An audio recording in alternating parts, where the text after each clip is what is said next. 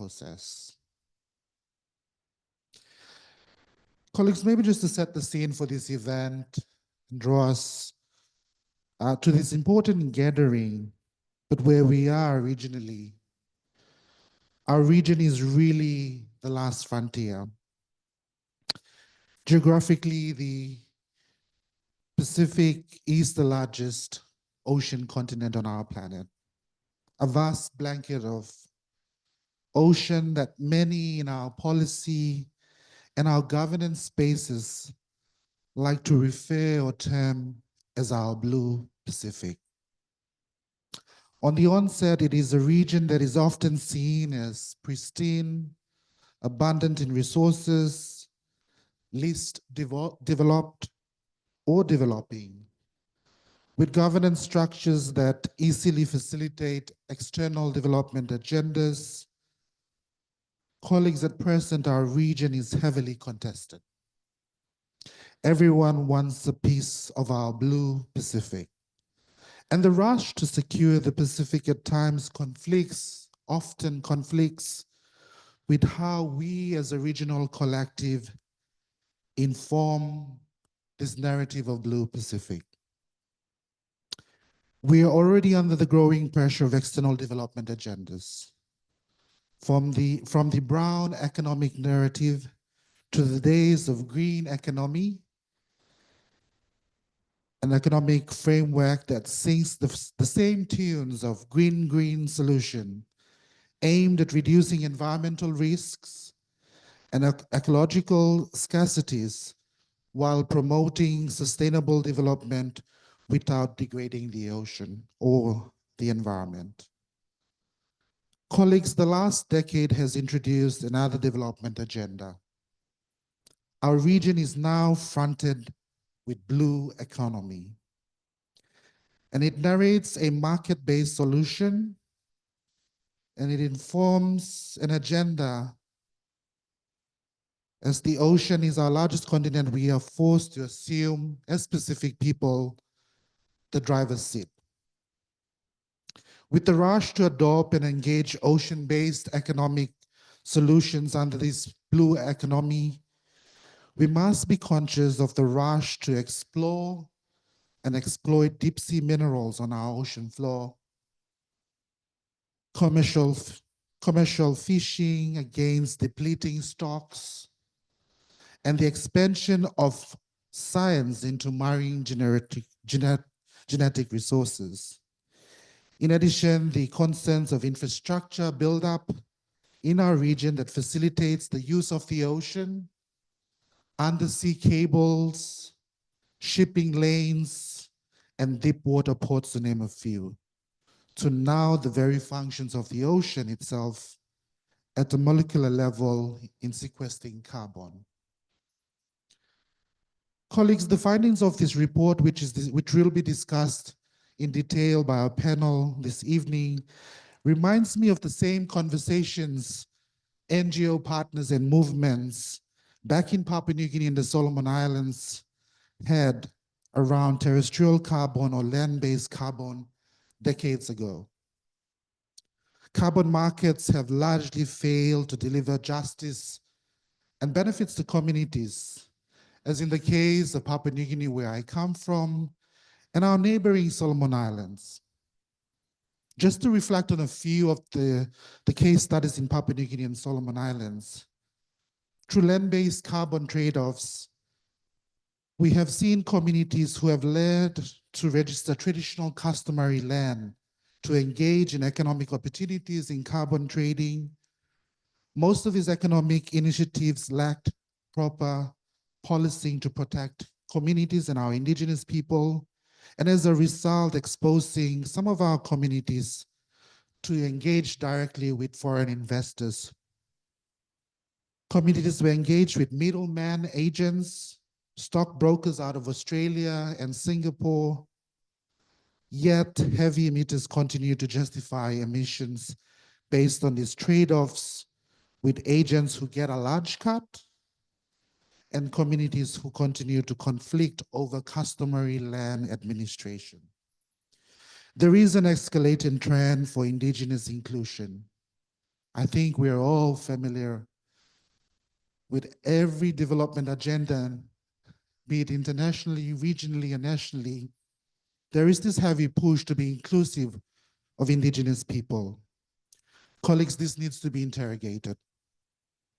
These schemes often reinforce colonial patterns of the push to access, control, and extract resources. There is also a need for us to interrogate who benefits, or who rather stands to benefits, who bears the cost of such developments, and what is lost when we commodify our oceans and our land. The metaphor of the blue heron speaks for itself. This is another distraction for the development needs of our region. A false promise, something that sounds good, but leads us away from the real solutions. The report title is intentional. It's a warning, especially for Pacific leaders, policymakers, philanthropists, donors, and development partners. The region can't be pushed into another distraction to stop, rather, on top of the many struggles we're faced with in this region. The real climate solutions, but we rather need real climate solutions that offers financing for climate and community resilience.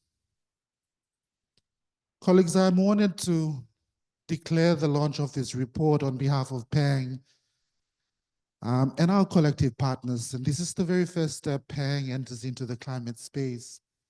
Having worked on oceans and ocean-related policies, PANG has tended to support other climate partners.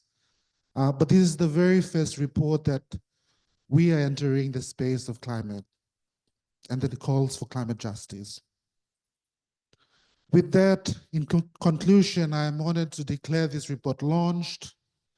I would like to honor India, who has been instrumental and has been behind the force of this report to its final where it is right now for launch. PANG hopes that this report allows us as specific actors to reclaim our narrative and define climate solutions in our terms. Again, we call for transparency, justice, and the inclusion of our indigenous people when it comes to climate financing solutions. I declare this report launched, and I hope it becomes an advocacy tool, not only for NGO partners, but those of us engaged in policy spaces, those of us here in academia, and for also our community, those who are heavily engaged with our communities. With those few words, thank you very much, and I'll hand it back to the panel for discussion.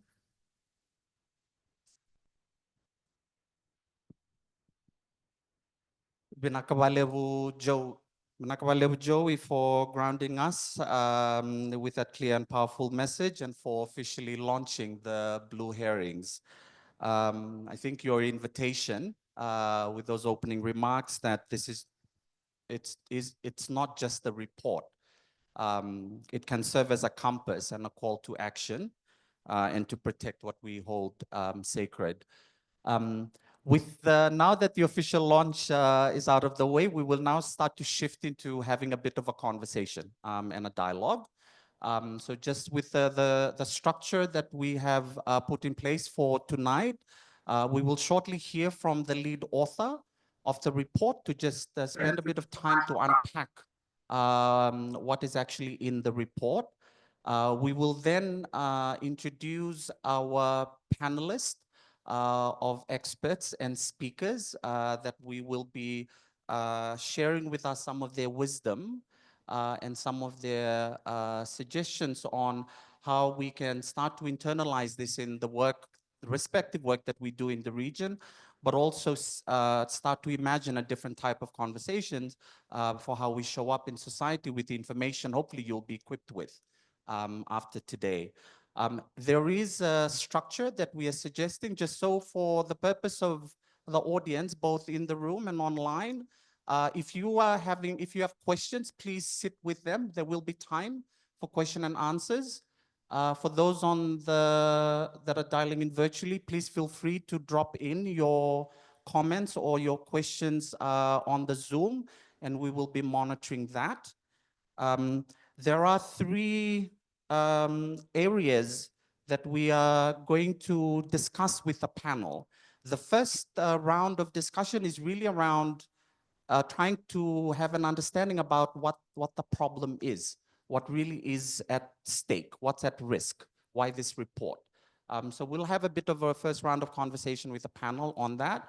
We'll have the second round, which is really around looking at examples or lessons learned, failures on the ground. How can we learn from practices in the region similar to how blue carbon is showing up in the region that we can all draw from?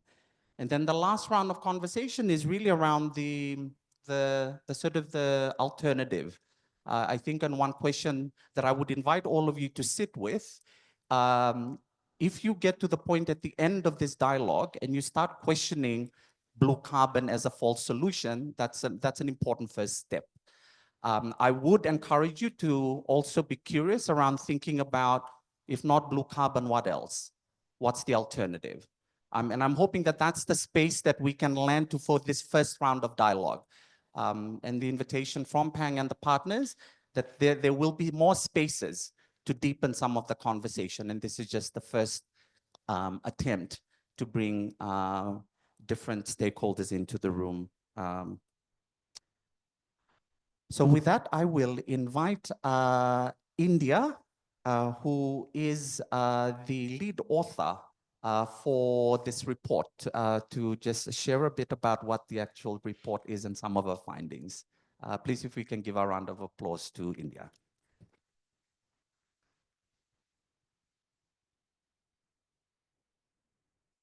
I'm going to stay there. I'm going to stay put. um, Kia ora koutou, hiuri hu no ngā tikangunu rongo mai wahine rangi tāne ko India Mero Logan Riley, I hope.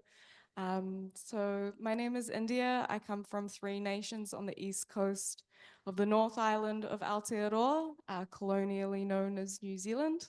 It is a place that I draw immense joy and strength from, and it is growing up near and with the ocean that kind of brought me into this work today. But firstly, I want to thank all of you for being here. I know there's like 3 other events happening tonight around Suva, so thank you for choosing this one. And also, on the theme of thank you and gratitude, firstly, before I dive into the content, I want to acknowledge the peer reviewers and the people that we had conversations with along the way, particularly Dr. Mahendra Kumar, Polly Hemming, and Vice Paolo Yu as our peer reviewers, who gave invaluable advice and feedback on the content and on the pathway that we took to investigate this theme. I also want to say thank you to Kahurangi Ngata and Nat Lowry for providing the illustrations and formatting the report. It is no easy task to make something as abstract as carbon markets and blue carbon, something that's enticing and visually attractive and easy to understand, and I think they've done a great job, so thank you to both of them as well.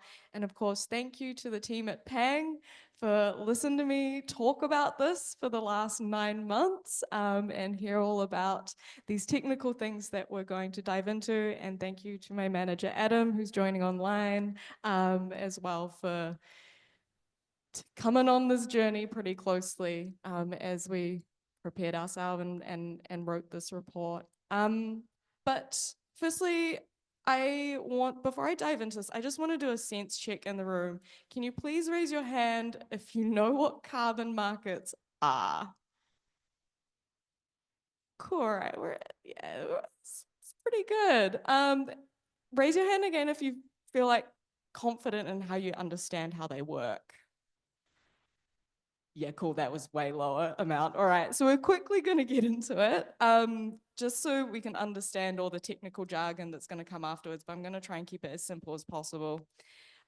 Basically, carbon markets or the idea of offsetting environmental harm was something that emerged in the 70s, actually, as a way of trying to address the environmental harm that was being done by industries and economics, particularly in the West. So this idea of offsetting was kind of designed and proposed by some physicists and economics in the West who are trying to figure out what was happening with the environmental degradation that they were seeing there and how that was contributing to impacts around the world as well. So basically the idea is that a polluting industry, handy diagram here, so like a factory or an oil company or even an airline company can give some money to a project that's generating positive environmental impacts. So that might be some trees, but it also might be,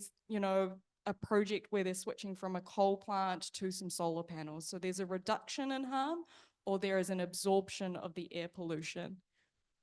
I do want to note there as well that carbon capture and storage is there. That's a little icon on the left. I'm not going to go into that right now, but that's a very technology focused where they try and suck it out of the atmosphere and shove it into the ground. And it's very shady technology, but that's another topic for another time.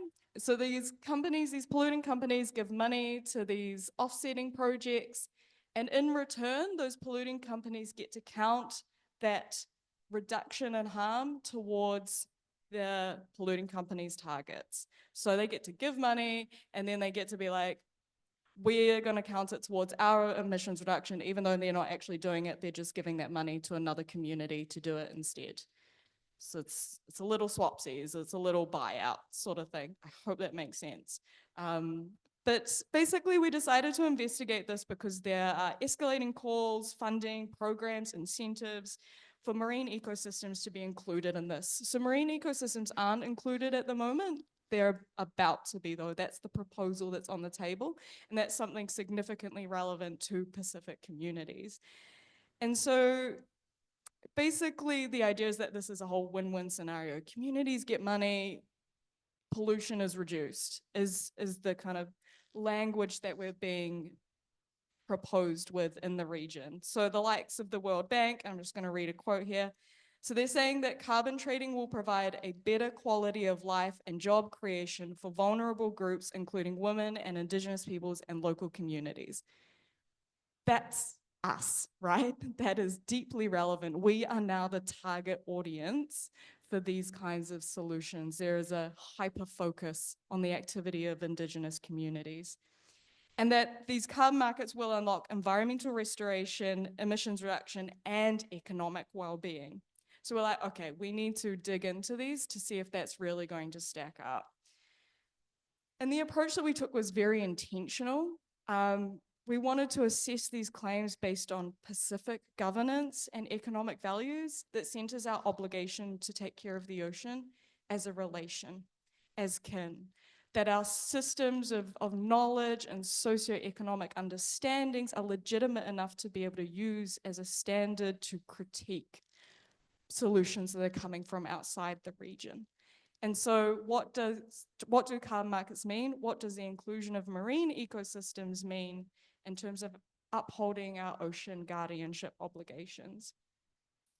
And what we found was that carbon markets tend to hide behind claiming to do both of the things, which is the emissions reduction and the finance. And so we pulled those apart. We asked, do they work to reduce pollution? Do they work to get money to communities?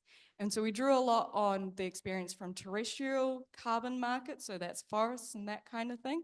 And we drew from other areas such as bonds and debt for nature swaps to be able to kind of anticipate what's going to happen for marine ecosystems if they are included. So, do they reduce emissions? Question number one. And basically the answer is no. I'm going to delve in a little bit as to why. There's a whole lot more detail. You can read the report. But the top line ones are that most of the offsets aren't actually real.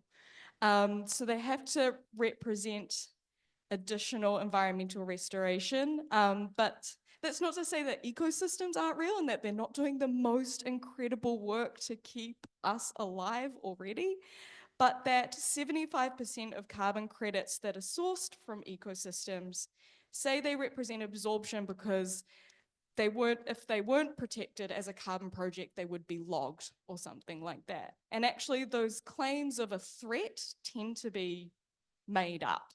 And we can dive into examples more later in the questions, but there's significant amounts of the credits that are traded that do not actually represent absorption of carbon in a meaningful level. Now, that means that also local communities are being approached by people who want to trade credits and make money from it and being told, hey, we'll just pretend there's a threat, but don't worry, they want access to a source of credits to sell. And what we also found is that carbon markets are being used to justify the expansion of fossil fuel projects, right? So new projects are being tabled and they say that's okay because they're going to plant some trees somewhere else.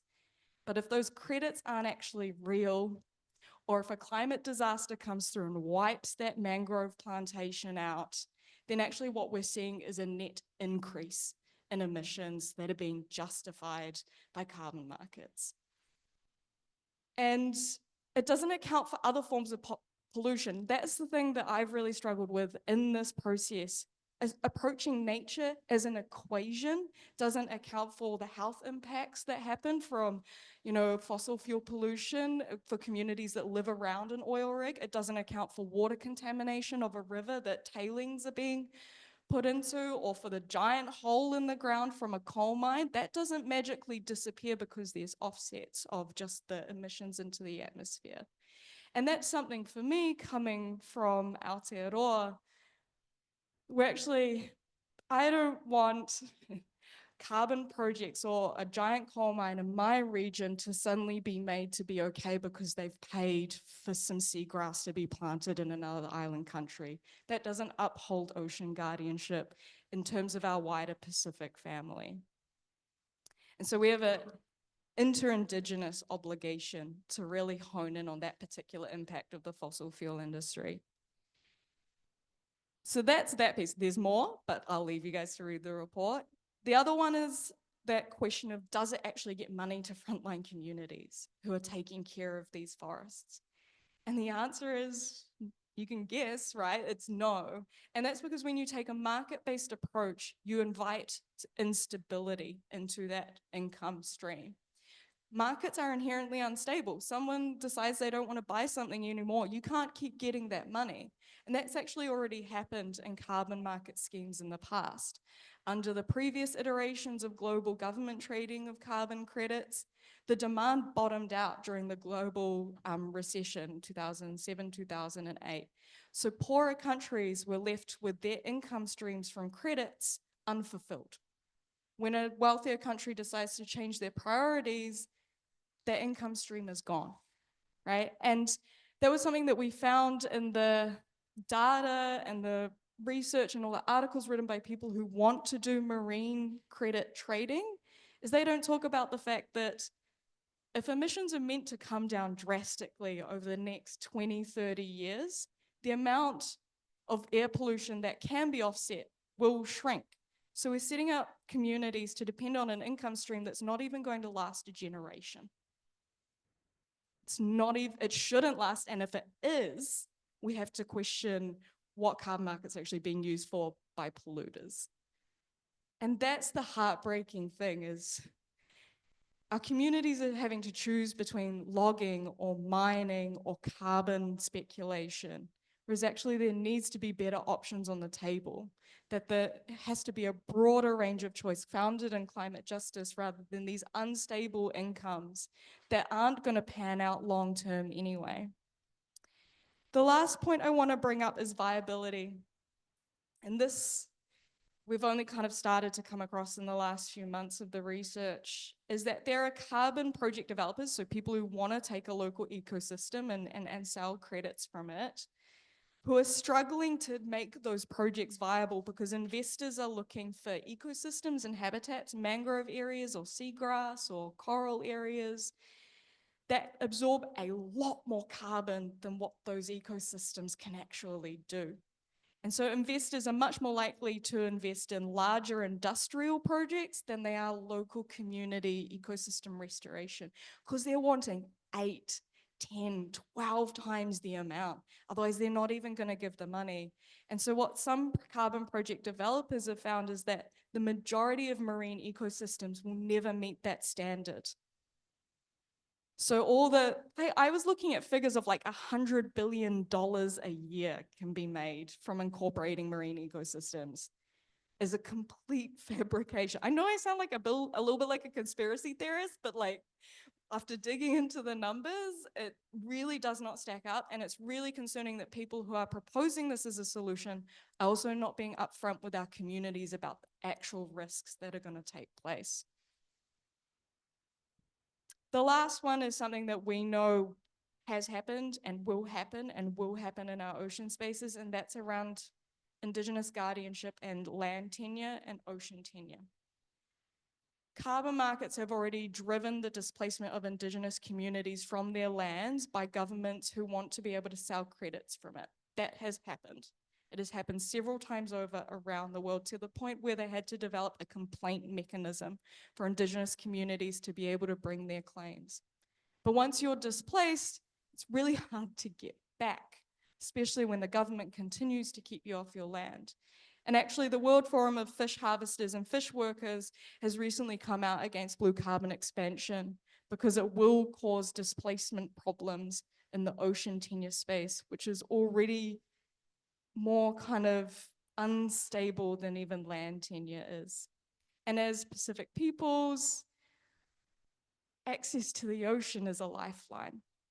And getting displaced from that should never be a potential for a real carbon solution. A real climate solution would never, ever, ever even have that possible as something that might happen to our communities. But I do want to emphasize, protecting our ocean is really important. Restoring environments that are suffering is really important. We just have to have better options on the table, because this just isn't it. There are some key recommendations in the last section of the report, but we'll come around to that in the panel discussion. But those are kind of the top line messages. And the last one for me, and the way that I was raised in the ocean being family, is that you don't trade and sell family. Right? We don't need to trade and sell pieces of our ocean to be able to take care of it. And that actually there are better ways of doing that really come grounded in our practices and grounded in our governance systems. And I think that's the last point for me, is that the ocean itself, the coral, the fish, the mangroves, have a right to not be sold as a commodity. And that's, I think, really the place from which then we can start to assess some of the other solutions that are on the table as well. But yeah, that's me. That's the kōrero. Thank you so much for listening, and I look forward to discussing this in the panel. Kia ora. Wow, Vinaka, India. That's I want to reread the report again. That's quite a lot to unpack, and thank you for really setting up the stage for our Talanoa. I just wanted to check if anyone in the audience have any immediate question that you want to pose to India now before we start the dialogue with our panelists.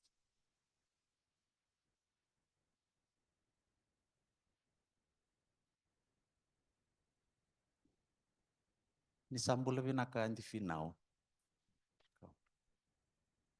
There one?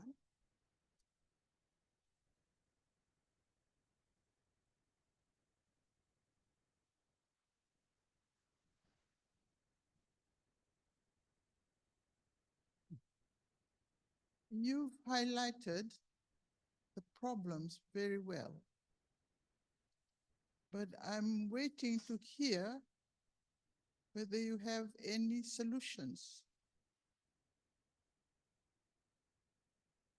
You know, we are not to sell our fish, our corals, our whatever, not to trade them. What's the alternative?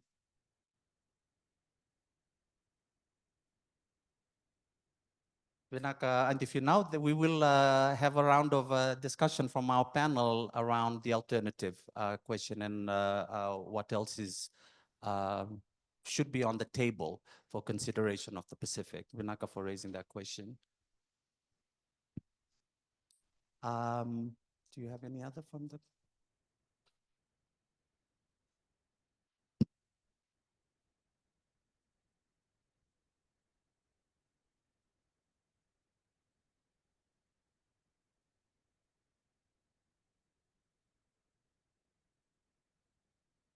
Thank you so much for the unpacking and the presentation.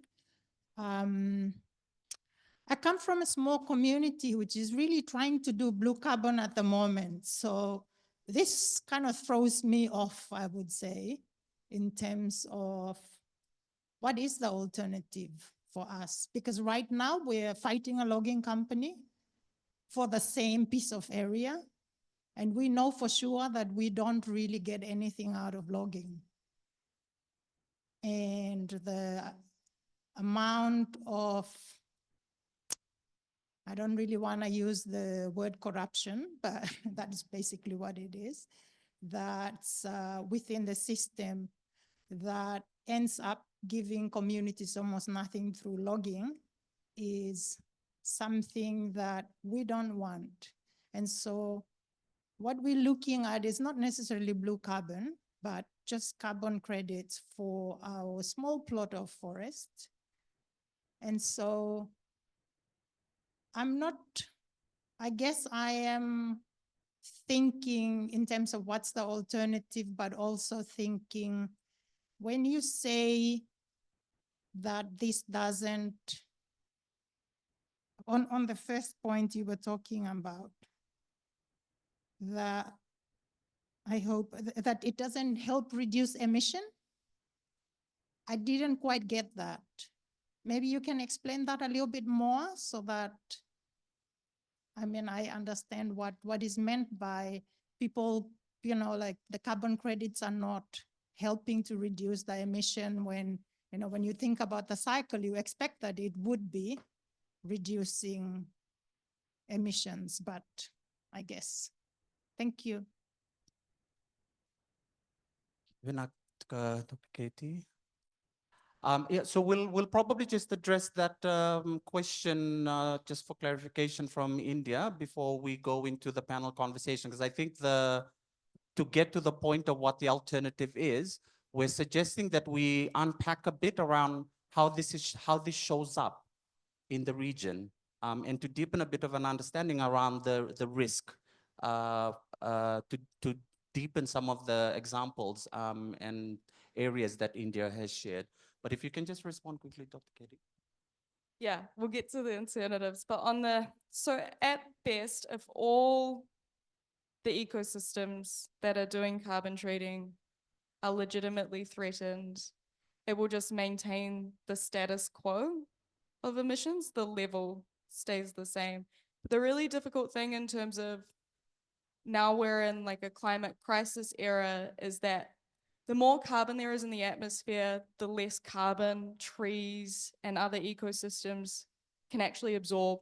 So since 2013, scientists have started to observe that the amount of carbon that trees can absorb is decreasing. Our ecosystems are at saturation. And that means that there just needs to be less going into the atmosphere because our ecosystems at a broader level are at absolute creaking point. And so protecting the trees is really important because that won't release more from that particular area. But there's some research that just came out that theorizes that we need to guarantee that those trees or those mangroves are going to be there for the next 1,000 years to count as an offset. And when we've got wildfires and flooding and cyclones that are wiping out these ecosystems, those natural carbon sinks won't necessarily be there for 1,000 years.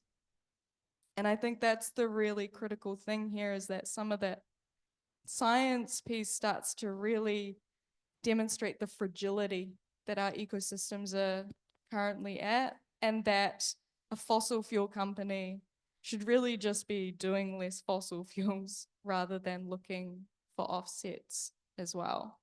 And I think there's another point there as well, which is that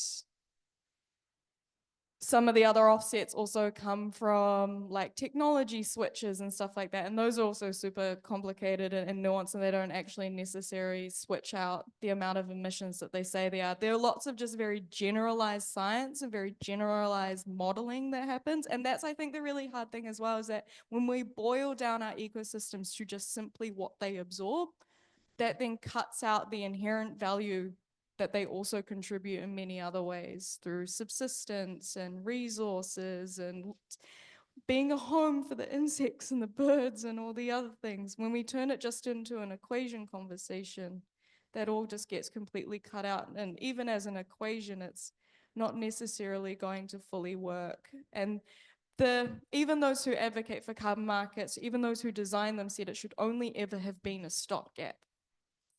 And then we pivot to just releasing less emissions into the atmosphere. It was only ever meant to be a short-term solution, but now it's taking up a whole policy space, and it's being set up for decades in perpetuity, which even the physicists and the biologists were saying that's not how our ecosystems work. It's not a simple in and out sort of process. I hope that made sense. Yeah. Great. Hi, everyone. My name is Sangeeta Mangaban with Talanoa Consulting, and I'd love to hear a little bit more whether the report, given the length of time you spent on it, I guess is where the evidence has come from. And I'm particularly interested to whether you looked at where you've been able to map out different countries where these blue carbon projects are happening. That would be interesting to know, because I think that makes it a much more powerful story, but also it would give us a sense of the scope and the scale, and is it concentrated? Are we talking about in Melanesia? Is it across different regions? I think that would be really interesting. And I think years ago, wasn't there some kind of documentary where someone had gone into PNG and had done and it was really quite a powerful documentary looking at these things and really broke apart some of the myths around it and why it wasn't working. So again, to me, kind of centered on these kind of, strong examples and stories to kind of shift this forward, because we know how many organizations are just blindly investing in this space. Thank you. Great, thank you for that question, Sangeeta. I know that, so this is actually part of what the panel have prepared for, to share some of the examples. And also just acknowledging the questions on Zoom for the participants online is also firing up. I think there's a lot more curiosity to just deeply understand a bit about the risk and the alternative. So we'll probably sit with those two topics for our conversation today. So with that, I would like to introduce our panel members.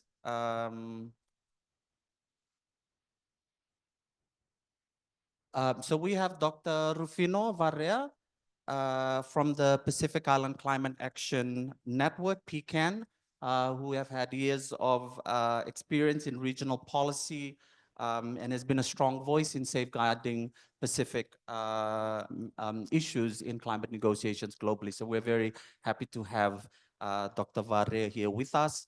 And on my right, we have Ms. Frances Namomo. She is the representative from the Pacific Conference of Churches. So she brings the moral and the spiritual lens to this conversation. And then it might be that we might need to tap on your wisdom and experience that maybe some of the solutions are not transactional. It's probably not sitting in a space of commodification. It's probably a different type of imagination to look at what the alternative is. So we might be leaning on you, Ms. Namomo, to share a bit about anchoring some of this conversation for care, protection, and justice, which is a bit more non-technical. But thank you for being with us today. So with that, we'll probably dive straight in. I think I'll probably start with Dr. Varela. And if you can probably just share with us your experience being in the policy space and how carbon markets and blue carbon projects are being pitched to our governments, probably as a good starting point. And I think from what India was sharing is the oceans it's not yet there for us here in the Pacific. So it's probably a warning. And if there is something that you would like to start us off with sharing a bit of your perspective. So, Langi, and very good evening to everyone here. Thank you so much for taking out the time. I really appreciate some of the questions that we started off with, and I've kind of taken note of that. I just had a initial reaction before I get into the question, just to first ground us before we move forward around, what is the alternative if all of these are kind of false solutions? And the first thing that comes to mind is that when when there's when there's a when there's a when we're presented with a particular situation, and we learn that it is in fact working against us and not for us, sometimes there just isn't an alternative to that. And I do apologize for the oversimplification, but when a pyramid scheme is a pyramid scheme and there's no alternative to it, right? Sometimes you just need to put in the extra effort. And we can think about it in a broader sense, is that maybe the question should be rephrased as to what, instead of what is the alternative, we should be asking ourselves what we are giving up, what is the trade-off, and is it really worth it in the long run? And so now, just to bring us to the question, we've this report is very timely because we've been increasingly hearing about these blue carbon projects and the potential of using mangroves and seagrass and our ocean ecosystems to fight climate change.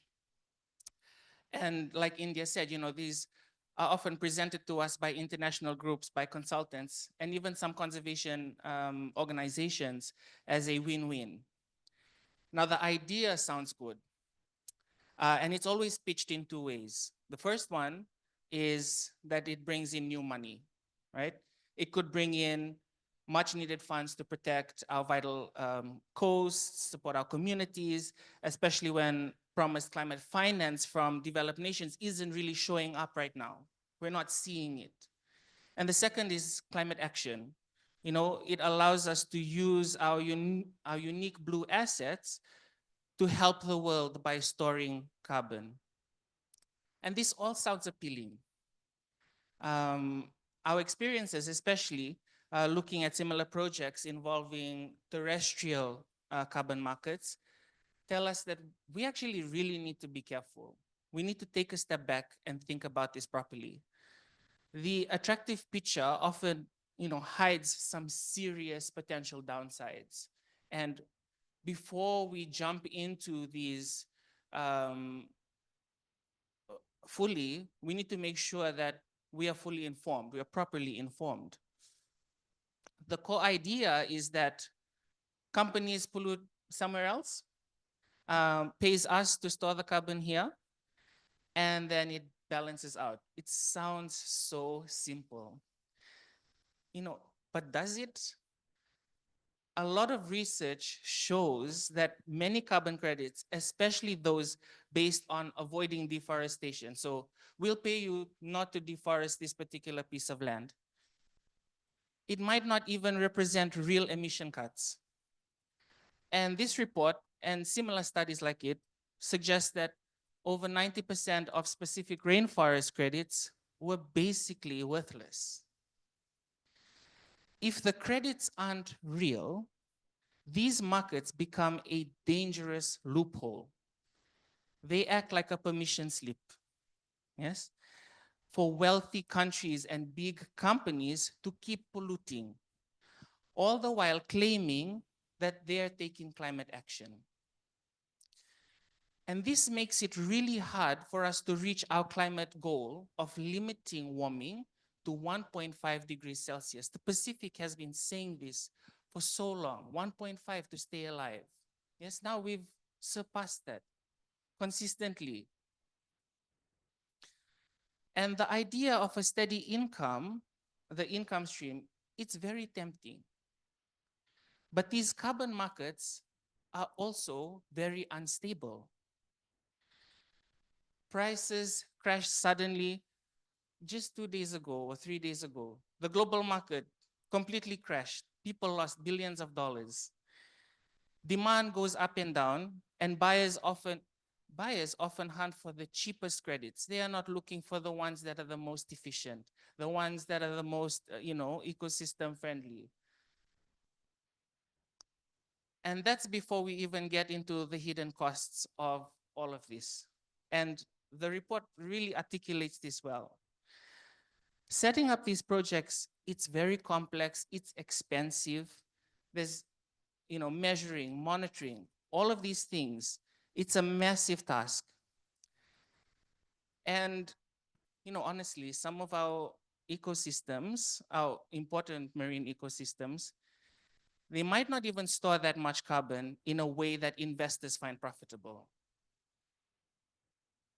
And then we have to ask ourselves, we really have to bring the human element into this. What about our people, our rights, our way of life? And this is something that India spoke to, right? Turning parts of our ocean into carbon assets. This can be real problems that we are setting up here for ourselves at home. We think about drawing lines on a map and defining ownership in ways that go against our customary land and marine tenure systems. These are potentially creating new conflicts and even making old ones worse. And so there's a real risk in our own communities, especially local fishers, right? Who could be pushed out of areas that they rely on for food and income, all in the name of carbon storage. And then we hear about free, prior, and informed consent. These are unique rights afforded to like indigenous peoples under the United Nations Declaration on the Rights of Indigenous Peoples.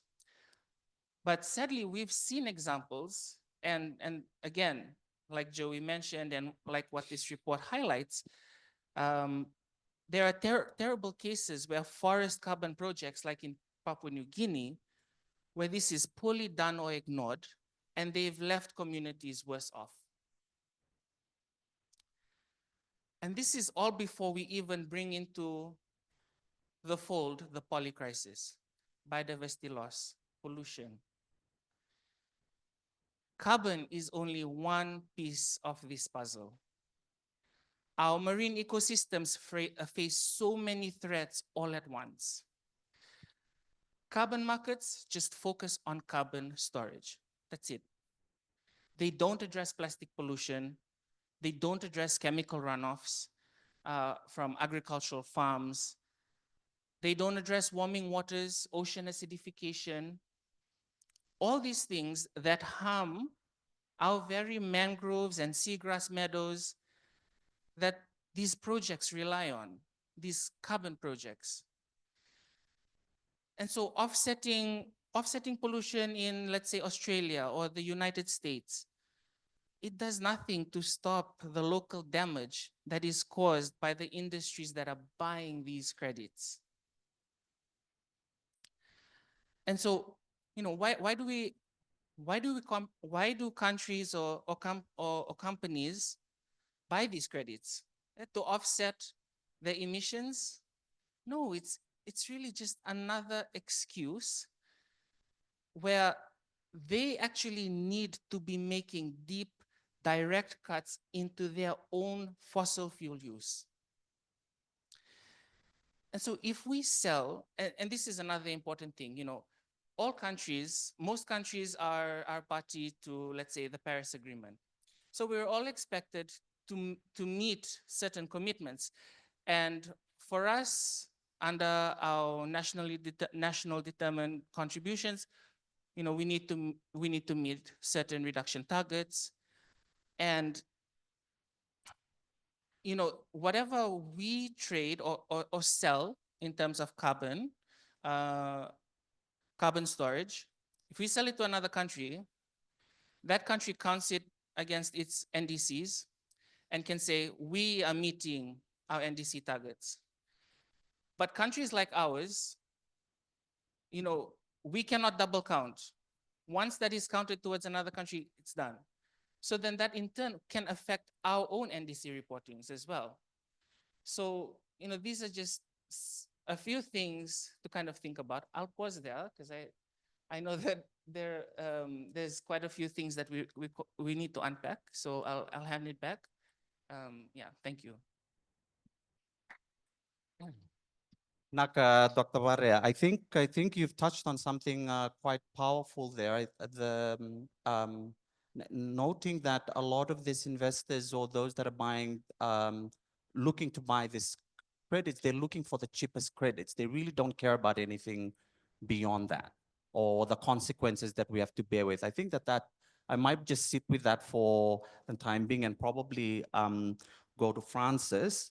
To probably share with us a bit around, I think this worldview of commodification and the very fact that this feels like uh, um, an export of a problem elsewhere that we have to bear the responsibility for in the region. And Francis, if you can just share with us how faith-based and indigenous worldview approach this. Thank you, Langi. Good evening, everyone.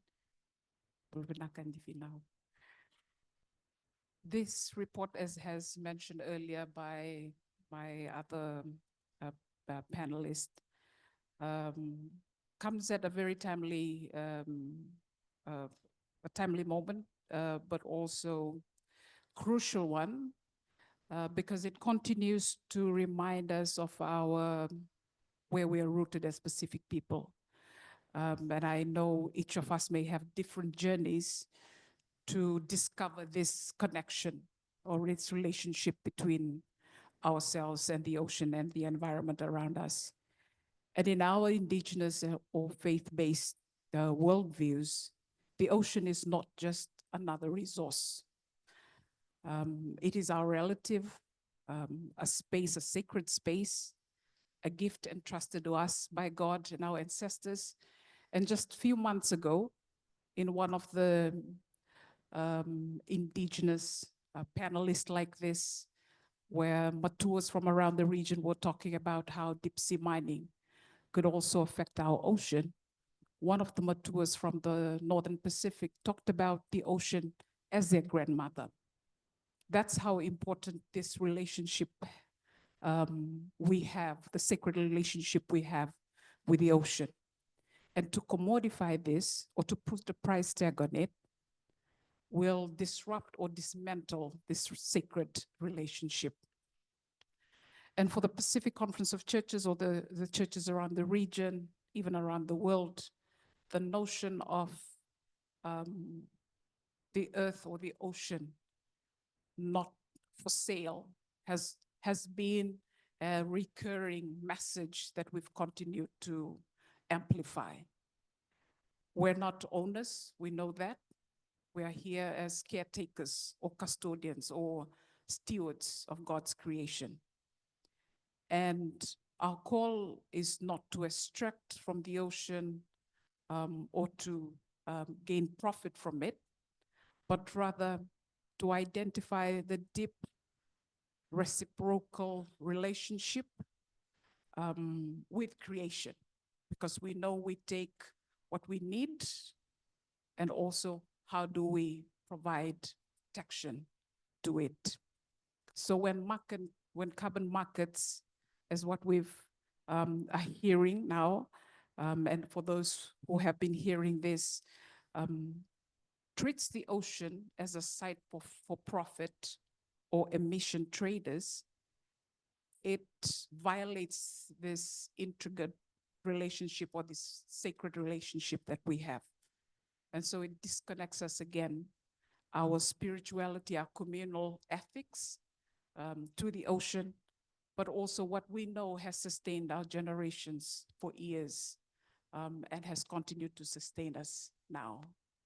And I guess for the Pacific Conference of Churches in the context of spirituality, this is deeply unsettling, because now, we've experienced how we've extracted from the land. Now we're shifting that similar notion to the ocean, the last frontier that we're trying to protect here. And our people see the ocean as a place of prayer, ancestry, a space for relaxation, retreat, and sustenance too for our communities.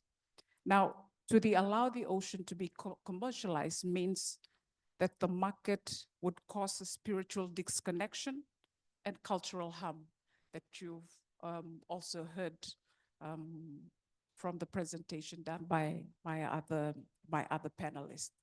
At the community level, it could create division, especially in places where marine resources are communally owned and owned collectively. And these schemes, I wanted to laugh when Rufino talked about the pyramid scheme, because it's a scheme that's trying to distract us from the real message of phasing out fossil fuel and what alternatives is there that we can, the real or true solutions, which I believe a lot of our communities are trying to identify, are working through it or working around it as they adapt or mitigate to the different impacts of climate change. So these schemes might introduce inequality, some contexts, new forms of inequality, disrupt customary systems, and also shift the power away from what we know is communally owned, communities centered, to corporations and carbon traders. And so the social cohesion of our communities, of that context, is at risk if we begin to explore this particular market. Naka Francis, Naka. I mean, thank you for reminding us on the importance of social cohesions. I think that that's I mean, beyond the transactional part of carbon markets or trading, there is the socio-economic impact that we don't normally talk about. And for grounding us in looking at things a bit more interconnected, that everything that is happening currently and those emerging threats that are coming, I'm grateful that you made the link to deep sea mining, because it's probably coming in the same clothing, but with a different narrative. What I'm taking away from your response to this is sounding like a false salvation from the sort of spiritual lens. I might come back to you, India, around the question that was raised in the audience around examples. It'll be good if we can just deepen a bit about examples around where this has showed up, how it hasn't worked, and the impact and devastation that it's left behind. Yeah, I think, just to actually thread the two questions together as well, the corruption that we see in the logging industry space, we also see in the carbon market space. And so really it comes down to, what does community-led development look like that is stable and meaningful? How does that money actually get to the community, right? Because there are material needs that have to be met. And what are the ways in which also we need to widen the policy discussion and the economic discussion to be less about, well, you can do this or you can do this, to be more about maintaining the sovereignty of our communities in a way that is meaningful. And the example that you, yes, the news article that you talked about. So that happened. Oh, there's so many bad examples, guys. I'm going to try and bring this down. So for example, there's one particular community in the the New Ireland province in Papua New Guinea that signed an agreement with a company that was originally going to do logging, but then they switched to carbon farming or carbon speculation instead. And this middleman between the buyers and the community on the ground, they sold 1.3 million credits at $4 each. So you're talking about millions of US dollars made from this one project, from the land of this one clan, the Kamlapla clan. They received 80 USD each, and that was it. That is it. There's a few $1,000s. That is all that's made it to the community. This company also promised roads, schools, housing, resources, never came through. This company has been taken to court, but they're going to be in the courts for a while. And that's the really hard thing is, so you've got there's different areas that carbon credits are traded. You've got between governments, and that's becoming increasingly regulated, but the accountability is not there. If a project fails or a country sells credits to another country, but that project turns out to be harmful or exploitative, that country's name and that project's name gets put on a website, and they get named and shamed, and that's it in terms of an accountability process. So far, there might be more, but that's got to be negotiated. And so I think there's also, then there's the voluntary carbon market, which is unregulated, no rules, complete cowboy Wild West. And that's where a lot of these projects come into play. And that's why we're saying, particularly a conversation around expanding to marine ecosystems, just don't do it, because the problems we're already dealing with need our full attention, and we need to create more space for non-market-based solutions and more stable forms of finance and income for communities. So actually Papua New Guinea has banned voluntary carbon projects in Papua New Guinea until they can figure out regulation.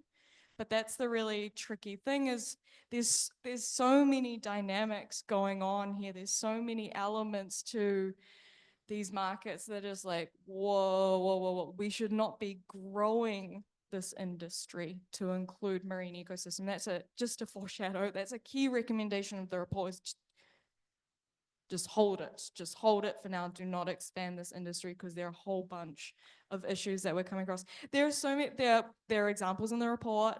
There's more to talk about. I think that's really important. But in terms of, so there's a pipeline that's being created by funding, talking about blue carbon projects in the Pacific. So basically you will get offered funding, or countries will be offered funding, and Fiji has entered into this agreements with the World Bank, and there's like a German government research thing, and there's across in different countries. This documentation is also really hard to track down. And I think that's part of it. There's a deep lack of transparency around where blue carbon projects are at in the Pacific. So first of all, it will be map your marine ecosystems, and then it will be calculating how much carbon it's sequestered, and then it's bringing it to market.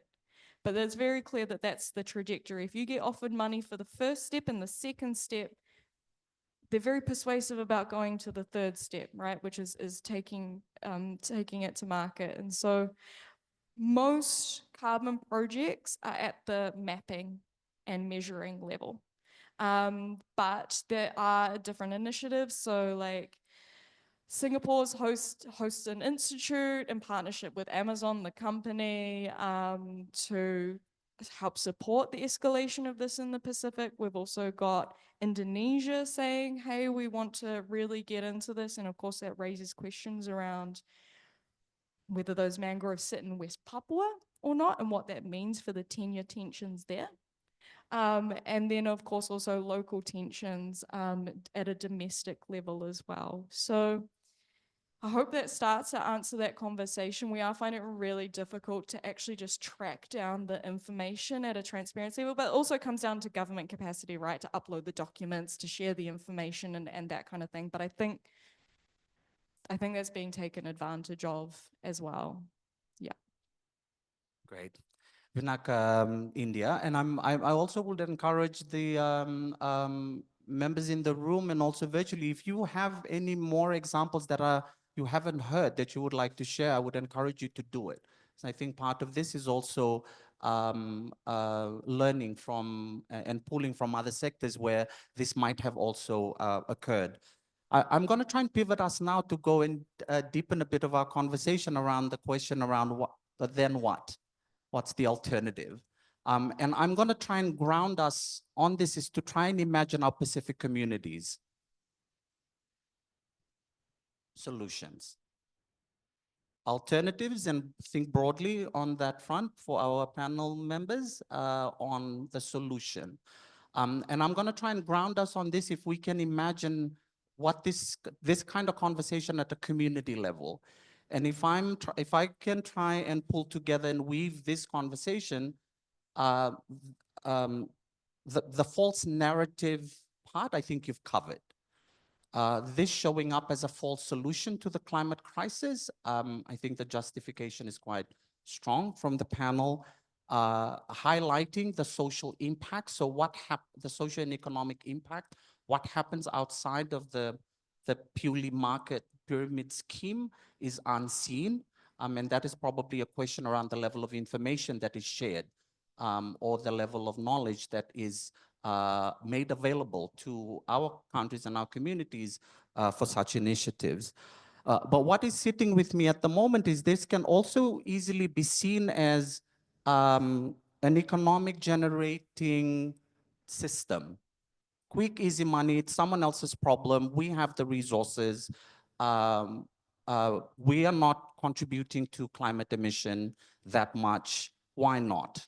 I mean, to just try and keep it simple. And I'm imagining that the response to this is one from a climate response. The other is from a community level response in terms of economic development, aspirations. And probably one is at a political level, which I think what Rufino was touching on is the answer to this is just reduce emission by those big emitting countries. I mean, I think that's clear, that political action. But I think that there's the other side of the paradigm that would be good if you can share any ideas, whatever how big they are, how small they are, to just try and start our conversation around looking at solutions and alternatives. So I might start from Rufino and then pass on to India and Francis before we open up the floor to the audience.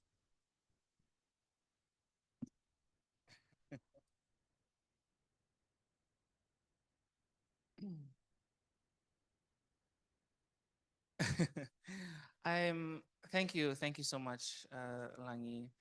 And I appreciate that, you know, we do want to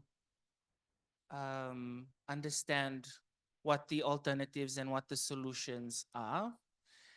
I will admit I am not an expert or the best person to provide that. In fact, for my organization, our work is informed by our Pacific climate justice demands. The Pacific climate justice demands that our organization develops every year in consultation with our members of over 190 civil society organizations across the Pacific, including grassroots communities, is an articulation of what they envision a safe and resilient Pacific to be, and how we can work towards that collectively. And one of the areas that covers carbon markets is that it is a false solution, and PCAN does not go beyond offering, you know, ideas for alternatives or speak to solutions beyond that, because what is really important in this fight is this fight to address the climate crisis is that we cannot be feeding in to false narratives. And sometimes there is just no safe and sustainable solution or alternative to a problem. And sometimes that is okay, and we should be okay with that. In terms of like, should this move forward and, you know, all signals may point towards it moving forward in the Pacific. I believe the best that we can try to do is to place in, guardrails and fences to ensure that we do not fall into the trap. But the way that carbon markets are set up is a trap, right? And that is something that we really need to understand and accept, because otherwise we are just remaining ignorant to the problem, and then we will pass. It's not that, oh, we are not going to face the consequences, so it relieves us of the responsibilities, or that we from the Pacific contribute almost nothing to global carbon emissions that are pushing global warming beyond 1.5. So it relieves us of some responsibility. No, absolutely not. It just means that we are leaving this problem to our younger or next generation to face, and that is not okay. So I will just I'll pause there. I'm happy to circle back. There are some things I did want to touch on, but I do want to hear as well from Francis. Yeah, thank you. Okay, so part of how we've ended up in this conversation about carbon markets is because for decades, Pacific Island countries have held the moral leadership on the climate issue, saying stop your emissions in wealthier countries, pay climate reparations now, because there's a legacies of harm that wealthier countries have perpetrated in our region, and there's justice owed for that, right? But wealthier countries don't want to pay up, so then they're like, we're going to come up with all these other ways of kind of maybe doing the thing, but not really. And so for me, that still remains the core demand. We don't have to overcomplicate it. As a person who comes from a region that has experienced climate disasters and who's lost community members because of climate disasters, it absolutely has to be that fossil fuels stay in the ground. Part of that is that fossil fuel companies are not allowed to participate in carbon markets to offset their emissions. They have to reduce. That has to be a non-negotiable.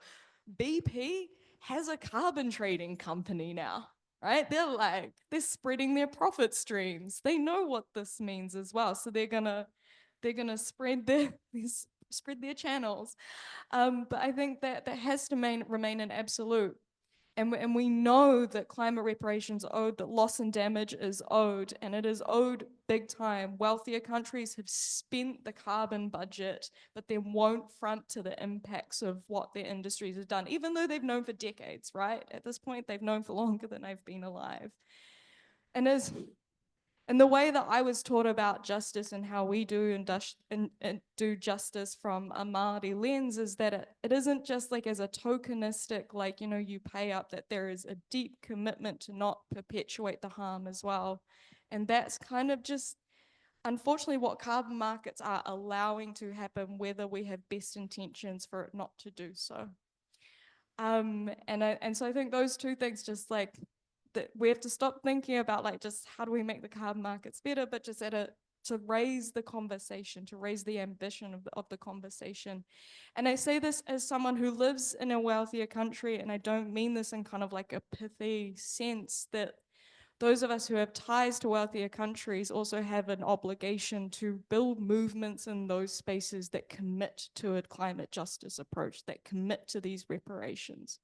That myself, as an Indigenous person within the Pacific region, has an ancestral obligation to uphold those justice commitments, and that the likes of Australia and New Zealand have committed harms that they have to be held accountable to. And that's, I guess, to bring it down back to, I guess, like the spread movement sense of this work, is that's part of our work within those wealthier countries, is to push for that and to be unrelenting on that.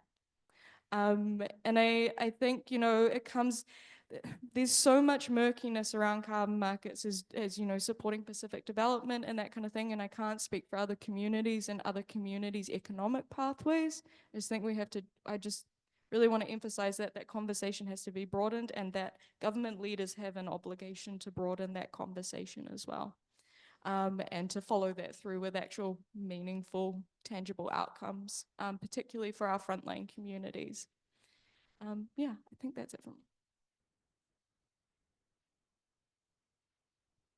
Thank you.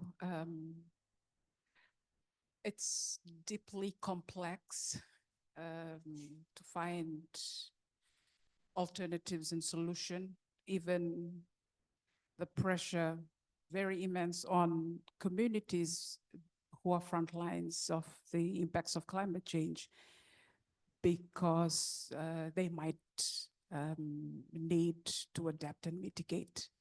But that doesn't mean that, I guess for us at the Pacific Conference of Churches, what might worry us is that some of these decisions are not being informed by the context of justice and transparency to the communities who are making the decisions, with corporations or middlemen who are promoting the carbon markets. Many of our communities we know might not be given the full picture. The long-term risks, the loss of control over their marine areas, the volatile carbon markets, and the way this project often benefits the corporation more than the people on the ground. So as we've continued to do what we've done with other communities that we work with in the climate justice space, our accompaniment, pastoral support and care, it comes very important, because we cannot condemn communities for making difficult choices, but it's to walk with them and to bring clarity to this issue, to raise the prophetic voice when needed, and to also amplify the concerns when they feel unheard. And for us, it also to make sure that the pathways, what alternatives are out there that we can offer or provide for communities. One that is rooted in sovereignty, justice, accountability to one another, to the future generation, and also real solutions that can be driven by the communities themselves. And in saying this, I thought might conclude that market-based solutions like the Blue Carbon Scheme risk turning this sacred duty of protection, custodianship, stewardship to one that is transactional. Instead of relationship, we're writing contracts. And instead of reciprocity, we get conditions in the contracts that we will sign regarding this market. So the true guardianship in this case is one that true guardianship cannot exist if the extractive logic is part of the decision making in this scheme. Vinaka, would you like to say? Thank you. I also just wanted to add that the last time I sat here, it was on a DSM panel, and I did share that there was a study last year that showed that there was no trees or land in the world that actually absorbed carbon emissions, and in fact, places like the Amazon forest became a carbon emitter instead of a carbon sink. And so, the question is, so then what happened to all these carbon farms, terrestrial carbon farms? You know, the ocean eventually will become that carbon sink, and it will get warmer. In a region as volatile as ours, and being at the front line of the climate crisis and sea level rise and all of that, you know, you can have your carbon farms, yeah? But then when disaster strikes, and it's becoming more and more frequent and more intense recently, and completely wipes out that carbon farm, the emissions are already released. It's already gone. There's no carbon credits to offset. So who takes responsibility? Who takes accountability? And the oceans continue to get warmer and warmer. We continue to lose our coral reef ecosystems. And so, you know, it's basically, we have done nothing to contribute to offsets. Yes, we've done nothing to contribute to offsets. The ocean is going to absorb it anyway. So it's basically these companies paying you to keep quiet, paying you to do nothing. And we should not be okay with that.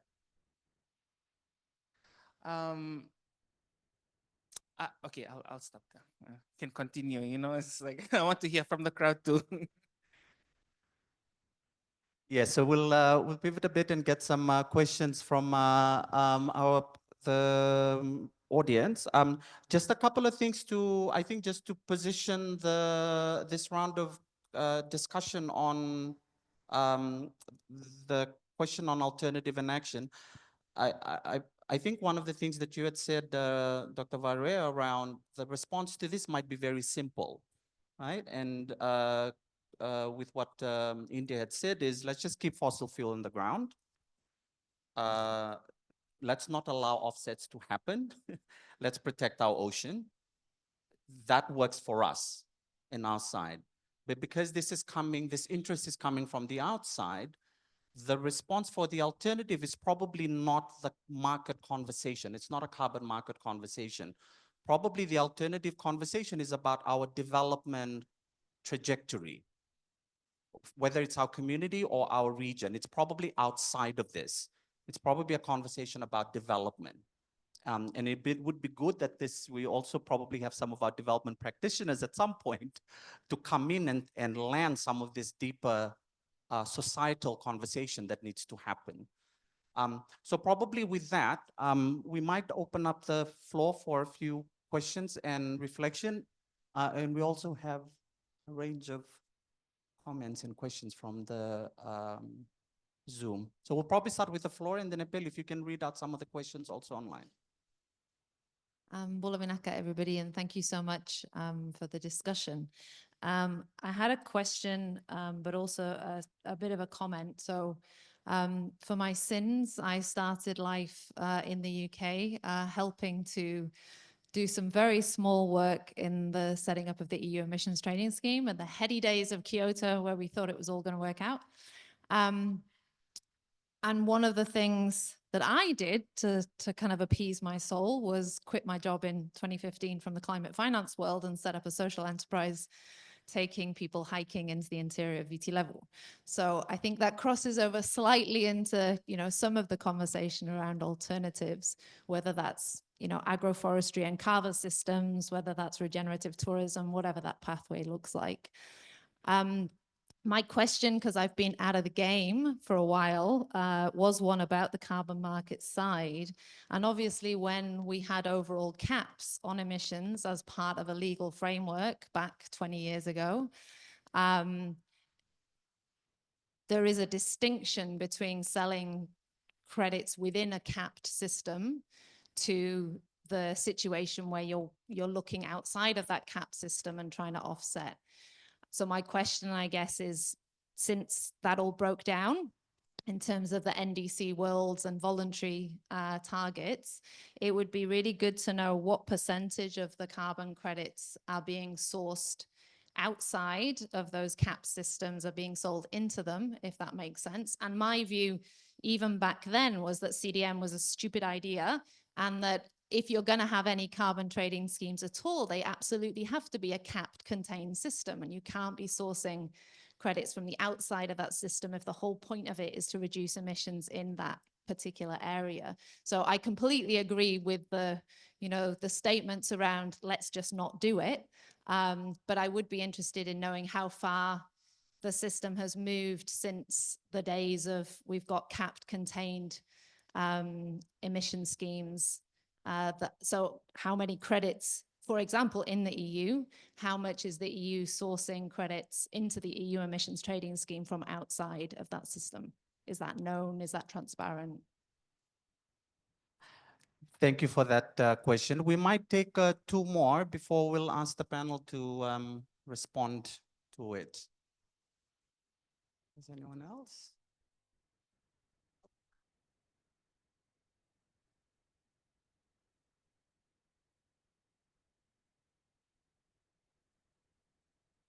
Thank you, panelists, for those very impressive presentation. Okay, so I'm Jimmy. I think if I get it right, the recommendation is let's don't go, in terms of the marine. But I'd like to share a little bit about, I'm from Solomon Islands. So it's like I live as well in terms of what's the alternative for carbon. Like in the Solomons, and now it's a success. I'm talking about the forest. It's a success that communities are moving on to voluntary carbon. And they also, one of the criteria is you have to be under protected area under the act before you have that scheme, which is, I'm come from the province which they do that. So 7 tribes, they have protected areas. So to us, it says that's the alternative for logging. Yeah. So that's how we look at that in the community perspective. So maybe into marine, yes, we agree on that. But now that we have data that the mangrove has more carbon than the forest, so maybe the trend now is people want to live mangrove. So that's a kind of, to me, it's contradictory in some ways. I'm not sure, but that's a comment from us. Thank you.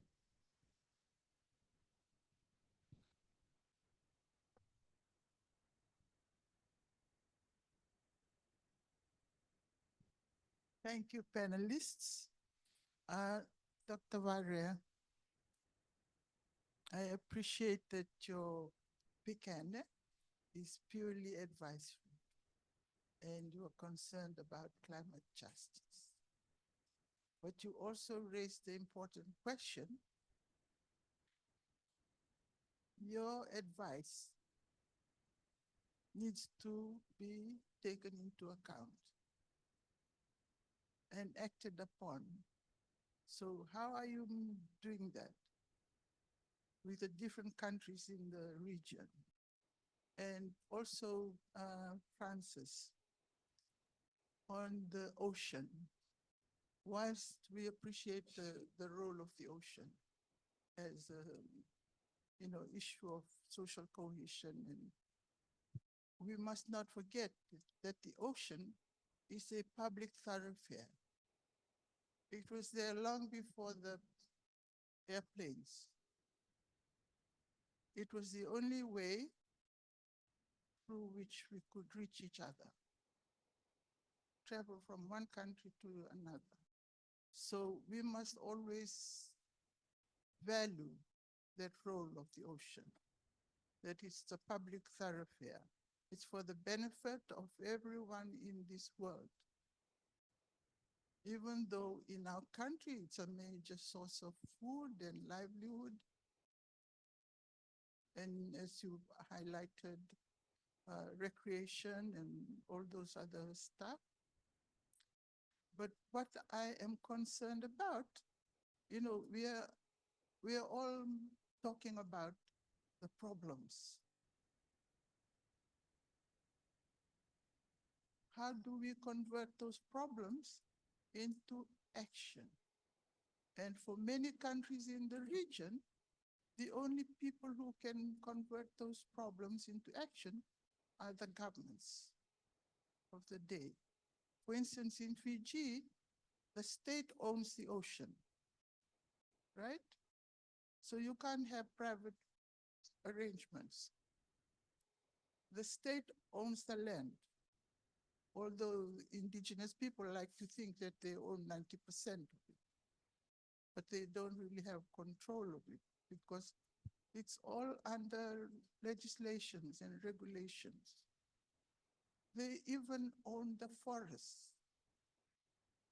The two biggest forest reserves in the country, Emalu and Rombuta in your province.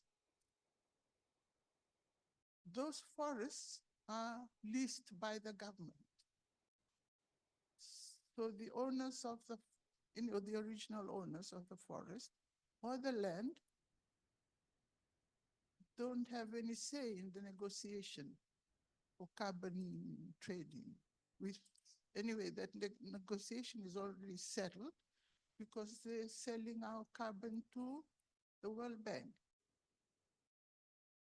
with no competition, $5, whatever unit it's sold at, and that money goes to the government. So we people really have no interest. Why should we save the forest? And things are happening all over the world where the kelp vegetation in many countries continue to grow. And people in the Philippines and in other countries in the Mediterranean, they are growing coral. So maybe we should concentrate, get the people who make decisions. Let's not discuss all these problems, we know them. You've highlighted all the baddies. But let's find out how we can change this. And the only way we can change these approaches is to work on the state, on our different governments, and to be persuasive. And I would urge Dr. Varya, that's an important role for you. So your advice is not only just advice, just not an academic exercise, but you put your advice in such a way that the states take note. It doesn't matter whether I take note or, I'm just a indigenous Fijian. I understand what you're talking about, but I can't do anything about it. Those are the things we need to recognize. I mean, you and I, we come from the Mbao waters, but we don't decide who fishes there and what the fish they fish. Huh? Yeah, we can only if we influence the state to make necessary legislations and to create necessary mechanisms and to create necessary arrangements to have those things done. I thank you all, panelists. I usually talk much, but I'm Thank you, Vinakwale, for that first round of questions. So I might just do a round to the panel members who would like to address any of the questions that come from the floor. On the percentage, there's not like a global wide, particularly because the voluntary carbon market is so unregulated and there's so many actors in play that's really hard to track. In terms of,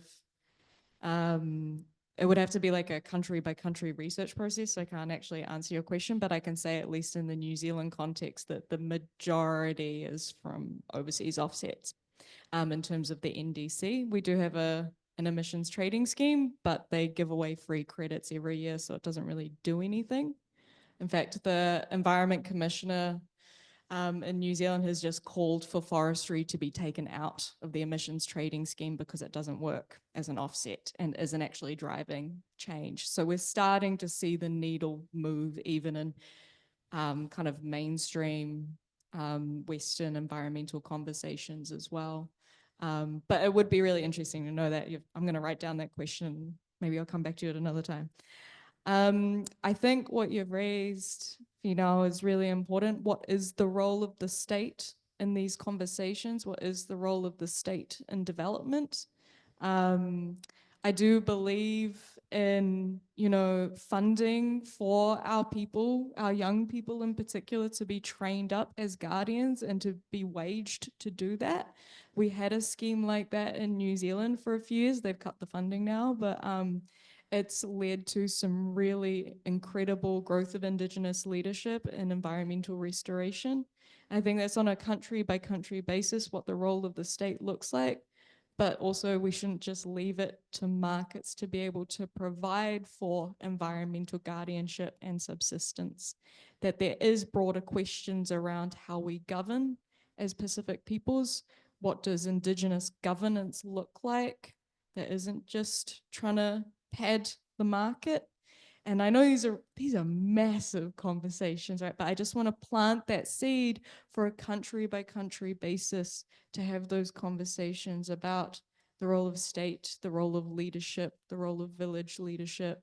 And on the action, that's we're launching this report, and then we've got to come to the next phase, which is planning. How do we take these conversations? And I really want to invite people to take ownership of these conversations in your own communities, and to sit with the nuance and the complexity of the questions that are being raised here. Because we shouldn't rush to hard and fast answers. But that, as Francis said, we're not here to condemn our communities, but instead to sit in walking alongside as we navigate these really tricky times. And I think that's a beautiful philosophy to take forward. And we're open to participating in conversations moving forward. But this is just a first step to start the conversation, and then we'll take it from here. Rufino? So thank you. Just on the point of for Pecan and the way we work and and ensuring that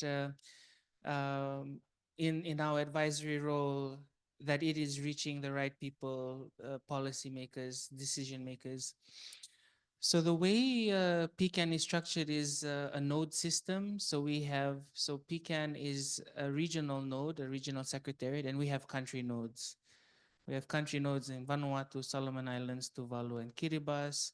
There's been interest from Papua New Guinea, and we're trying to move into the North Pacific. And our country nodes are our implementation arm.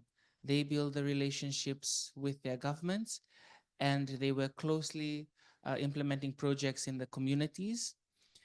And this information is then gathered and fed up to us, the regional secretariat, and being informed by our climate justice demands, which is the articulation of the collective membership and partners.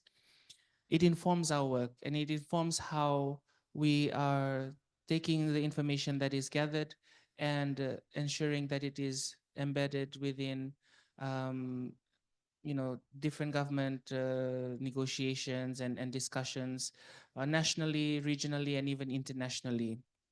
So we try to formulate partnerships with the governments and sit on their technical working groups, interministerial task force, and build relationships between governments. So if government is saying like, we don't have enough information or data on this particular work, maybe it's on carbon markets. We haven't even tapped into that, but we can identify who in our network is doing really great work on the ground, and then connect them, and then provide technical support, research through advocacy through research is the components that we're really strengthening within our organization. So that's just to give you a summary of how we engage as a network. We do not try to lead on anything, but give more space and facilitate relationships between our members and between our governments. And that I'd also just like to add one more thing to what India had mentioned. One of the larger contributors to emission that is actually not accounted for in any carbon schemes is the military. The military does not have to account for its carbon emissions at all. And so, they have zero interest in carbon markets, for example. And we simply do not know how much emissions military contributes globally.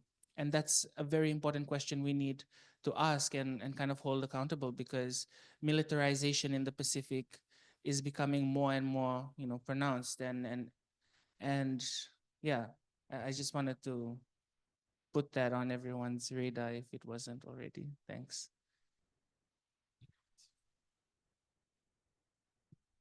By acknowledging what Andifi had stated, but also recognizing the important role the state plays, as Dr. Rufino-Vare has mentioned. I think in our engagement as civil society, that has always been the crucial partner or engagement space because of that decision-making level or position that they have. And I think maybe this tomorrow might be a good opportunity to also introduce this report to ministers who are here in Fiji meeting at this. Yes, that I think that would be a great opportunity to introduce a report. In fact, there is an event tomorrow from 8 o'clock to 9 o'clock at Holiday Inn that will be hosted by a few civil society partners for the Pacific Ocean ministers that are here in Suva for a meeting. And part of the session that we will be discussing with the Pacific Ocean ministers is this report. So this will be communicated directly to them tomorrow. We're going to try and bring this to a close, and I'm just probably going to take one or two questions from the screen. Epeli? All right, one of the questions asked is in relation to the bilateral agreement that Fiji had with Singapore. Are you familiar with this agreement, and can you explain what dialogue the Fiji government has had with communities around this agreement in relation to carbon trading? Anyone knows? Yes? No? Yeah. All right. One of the questions, renewable energy options are being promoted by industrial countries. What do panelists think about renewable energy options that communities are encouraged to utilize their land for wind and solar farms?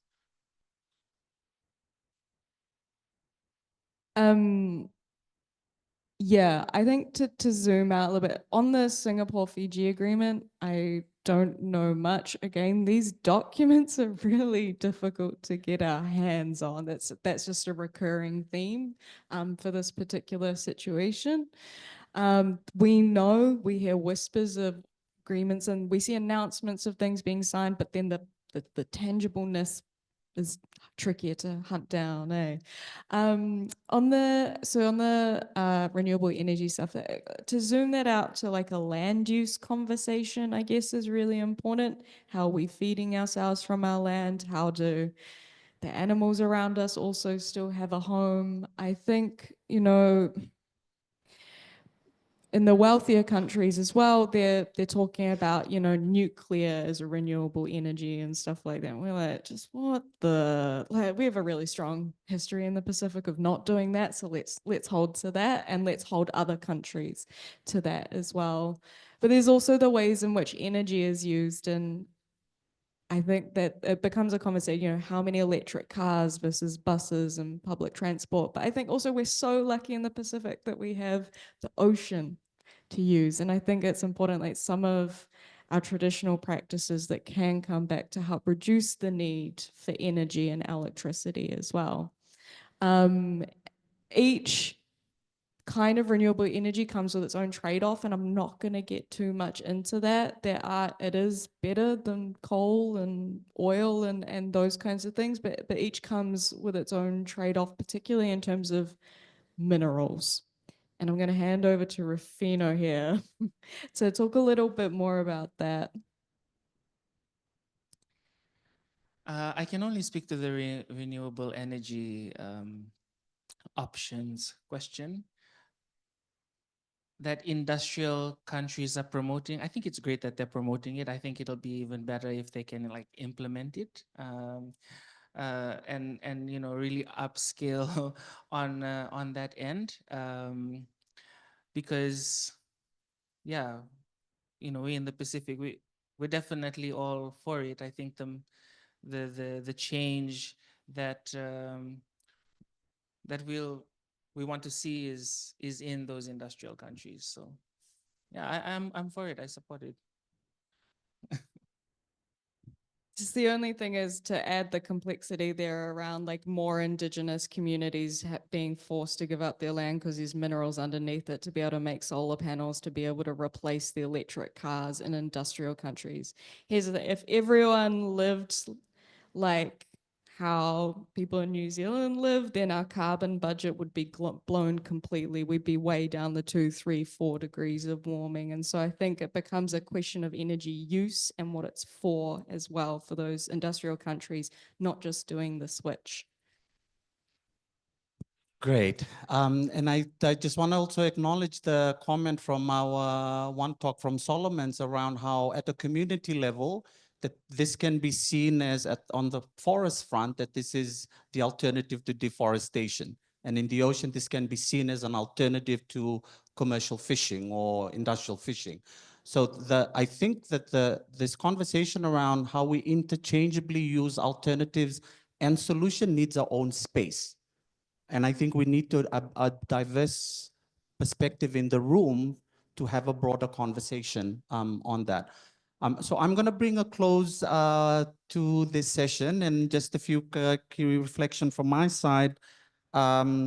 Is that with this first step, there is a need for further conversation, and we are very grateful for Pang and the partners for kicking this off. And I feel like that there is a lot of curiosity that this will trigger, it does bring some level of complexity to the world in how we see it, but it also might require a simple response rather than a complex response to start with.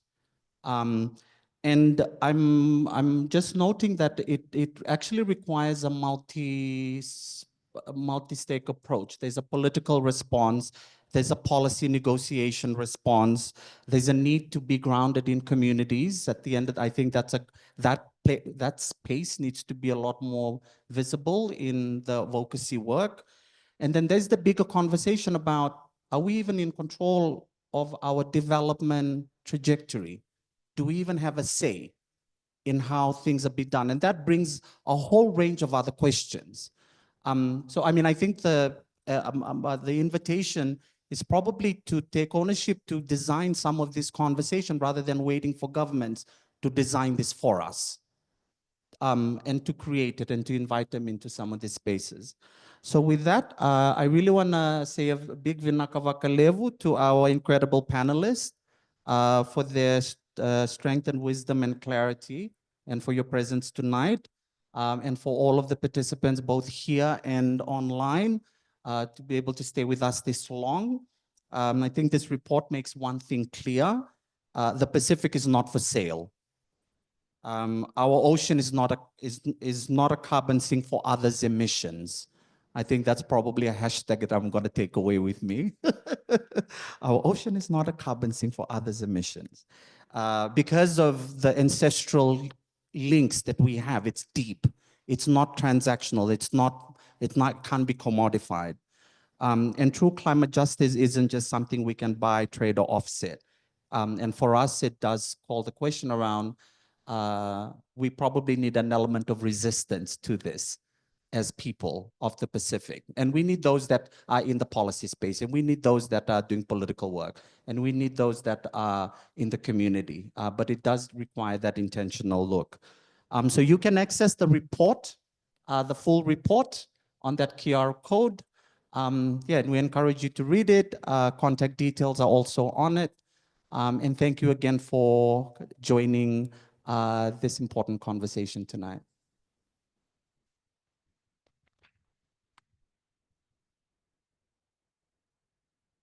If you want a summary of the report, our briefing paper, we have printed hard copies. Alma's just handing them out. That's what you're handing out, yes. So if you want a summary of those key points and some extra points, it's all in there, and the QR code to the report is also on that briefing paper. Thank you all for coming. And there's evening tea and some things to munch on. Binaka.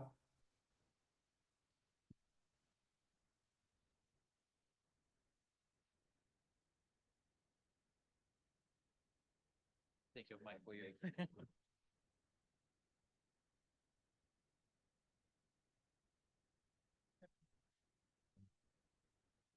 And for anyone interested in viewing the recording, it will be made available later. Just stay tuned to Pang's social media accounts. Thank you. Thank you to our hosts, Vinaka.